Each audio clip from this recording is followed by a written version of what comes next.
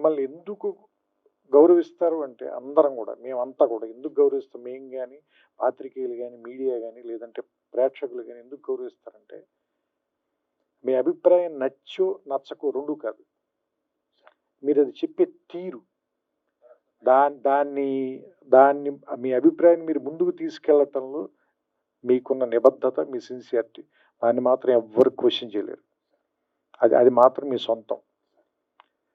అలాంటి వాటి కోసమే నేను ఇప్పుడు వచ్చి మీ పక్కన నుంచున్నాను. కేవలం ఏంటంటే మీ నిబద్ధత నచ్చే, దానికి గౌరవం ఇచ్చే. ఎందుకంటే ఇంతలా రాజీ పడకుండా బతకటం అందరి వల్ల సాధ్యం కాదు, నా వల్ల కూడా. నేను చాలాసార్లు రాజీ పడ్డాను నేను.